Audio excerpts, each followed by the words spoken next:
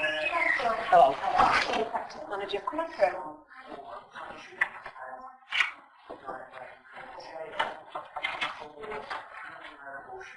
Come on in, have a treat. Yeah.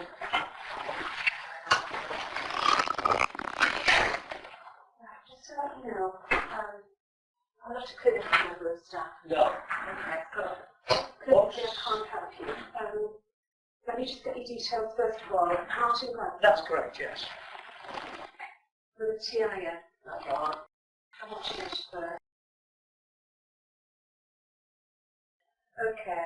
And I'm probably going to write it as you talk to me. Yes. I'll listen to you, but I need to obviously make notes Yes. as well. Yeah. Okay.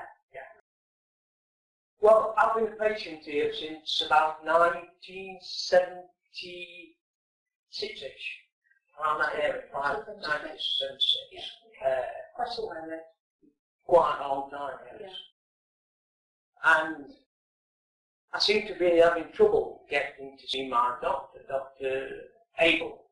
Okay, right. Can I just... He's trying to make appointments. Yeah. So when you ring up in the morning, do you normally ring at 8 o'clock? Yeah. And you ask for Dr Abell? Yeah. Okay.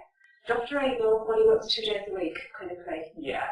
So, obviously lots of people do want to see her. Yeah. So it might be worth changing to somebody else that does more sessions than Dr Abell. We can try and get you in to see her. But after those 2 clinical sessions that she works, one of them is an on-call day, which means she doesn't have appointments on the day, she's dealing with emergencies. Yeah. Are you with me? Yeah. So I can understand that it's going to be difficult to get in to see her. Well, that's the only thing I'm concerned about. That's the rule to it. Okay. Well, I just want to try and think. I want to explain things as we're going along, though, if that's okay. Yeah, that's okay, yeah, because you've got to put your situation into context with what I was telling you. If you want to tell me everything and then I respond, I can do it that way. All right. Any way you want. All right. Okay. Conversation, isn't it, basically? Dr Abell then. And this happened about 2 years ago. I've been seeing Dr Abell, yeah, and about my condition, and I got an appointment with Dr Abell. I thought, brilliant, I've got an appointment with Dr Abell. I'm aware with. She knows all about the situation and everything that's been occurring in my condition, because I've been telling her all the up front. I got this appointment, I came to the surgery, wanting to see into the room to pull out Dr Abell. I thought, what's that? Because I used to wear these old glasses, dark glasses, and they're all scratched. But I think people thought I couldn't see through them, but you get used to it. Your body adjusts and gets accustomed to it.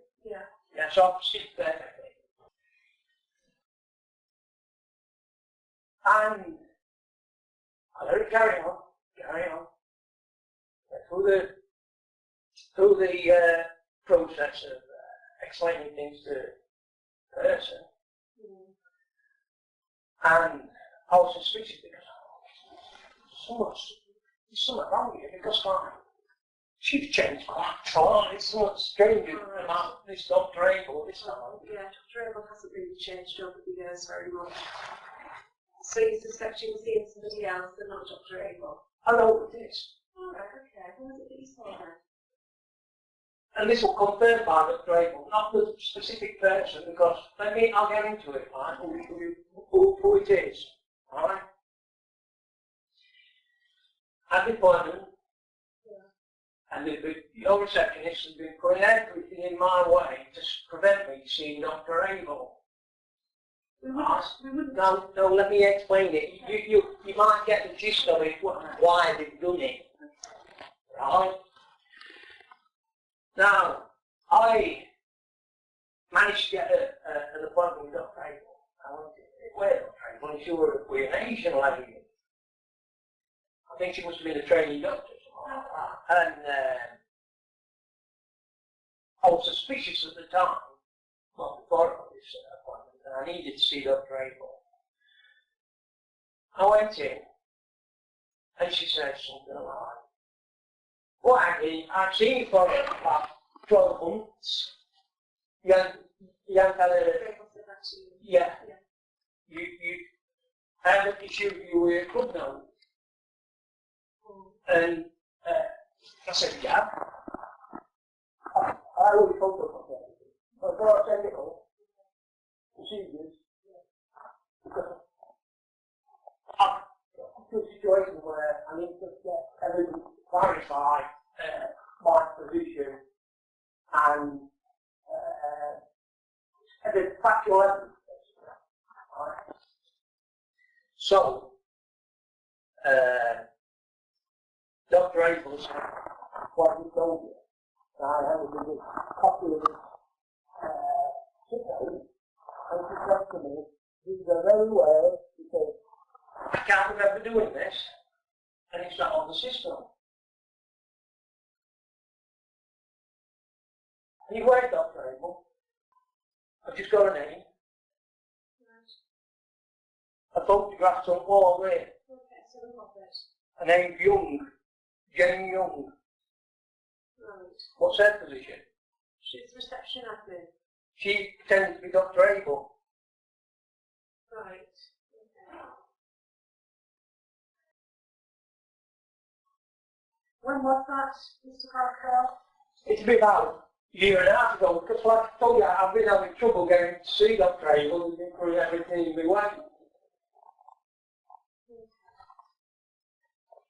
Right.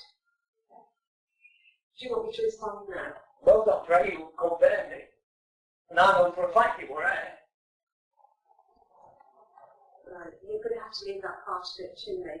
I think the only thing I can respond to today is that we don't set any barriers for you not to see any particular doctor. It's the system that's difficult. There are lots of people. I mean, Dr. Abell is the doctor in the practice that's worked here the longest. I know, yeah. So She were here at the same time as Dr. Gyswell, no way. yeah, that's right, and Dr. And Dr. Me. Yeah, that's right. So Yeah. she's been here a long time. So within those years that she's been here, obviously patients have know her, recognise her, and want to see That's her. right, yeah. Because she's a very good doctor. Yeah, she's understandable. You can talk to her. Yeah. You can talk to her. Oh, wow.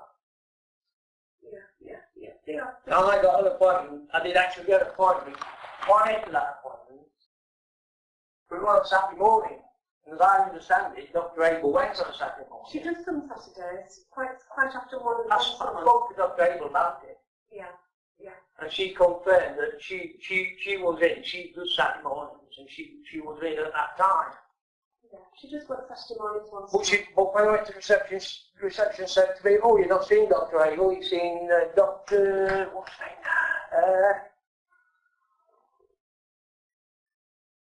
Taylor. Dr. Taylor." So Dr. Taylor on Saturday morning. All right. Okay. She.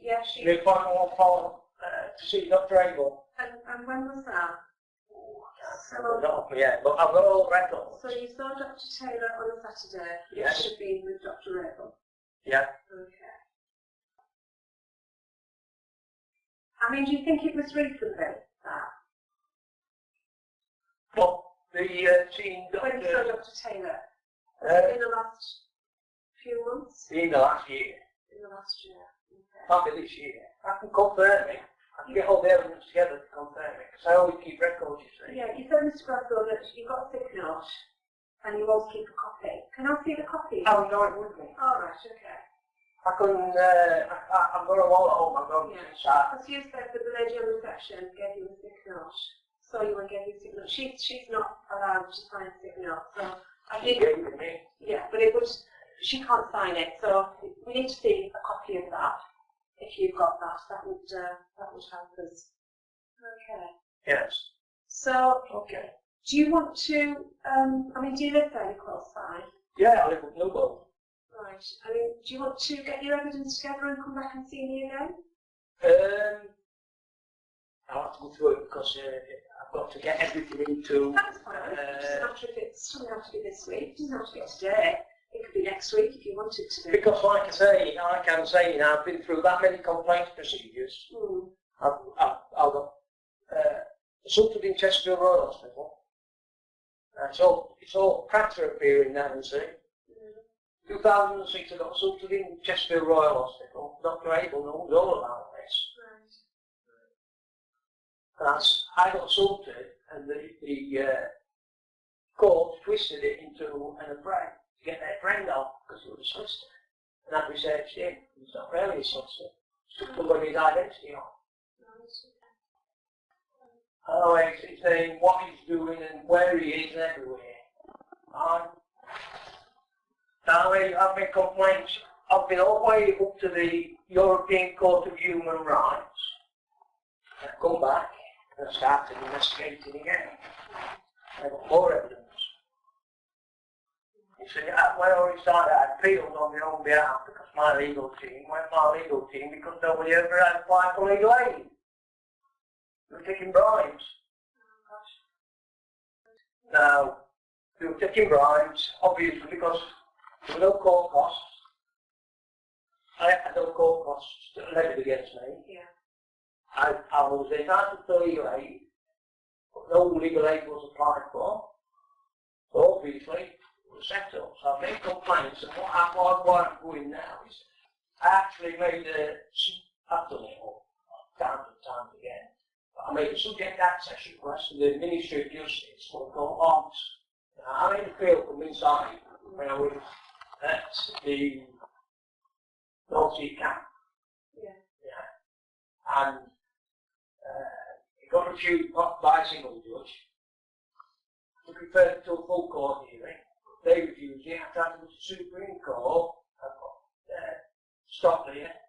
So I went to the European Court of Human Rights, and my application never even got out to the country. It was followed it up, and they produced fraudulent documents to clarify it. We took up all the time. Keep digging at it. Now, I've made all these complaints, and because I've got, see how it works, this court logs, because it's an indictable offence. Yeah. Court logs have to be safe for 10 years, and then they have to be moved then into long-term storage. Yeah.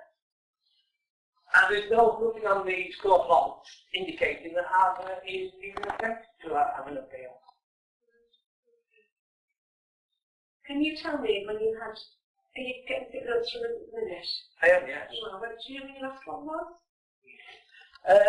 Strangely, I've just had an appointment a couple of weeks ago. Okay, so during August. Yeah. So, and Dr Abell, the signal wasn't actually due. Okay. Yeah. It was, it must have been first half of this month. Okay. About 15th. Yeah. I'm not actually sure to that. And you think you saw Dr Abell for that one? I did see Dr Abell, yes. It was Dr Abell. Obviously, because I don't know whatever about it actually. So I'm not here for So would you have a copy of that signal as well? Yes. Okay, that's fine then. I said to Dr Abell, I'm not here for the signal. I'm here for, just for you to clarify, I've still got this condition. Yes. Which is, it's been termed as T-cell lymphoma. Right. It's basically, it's actually leukemia. Right. Right. Mr. Glasgow, can I get you to bring in the signals then? I can have a look at them and see who signed them and when. Yes. All right. Yes. Now, how many do you want? Because I've got no job. well, how Please. how many will that be? Might be about 5. Oh, that's not bad. Yeah. 5 or 6. Yeah, that's fine. Yeah, I was thinking you meant like a big pile. Oh, no. But no, yeah, that's fine. As long as you've got them handy, I'm not going to take anything from you. I'm just going to look at them. Yeah. Well, it might be technically, because I always have a copy. Yeah. No, but if you bring your copies in. Well, you see, what I'm getting to is... I'm not to take them off you. What I'll do is I'd like you to go through it properly, and because I know what... All right, well... I've been deceived that many times. I'm not saying you do it, I'm just saying that I'm aware. But if you brought them in, I can take a photocopy here. Yeah. While you're waiting. So Because, we need them. because I'll put you into picture now. I don't like putting this forward, but I'm an IT professional.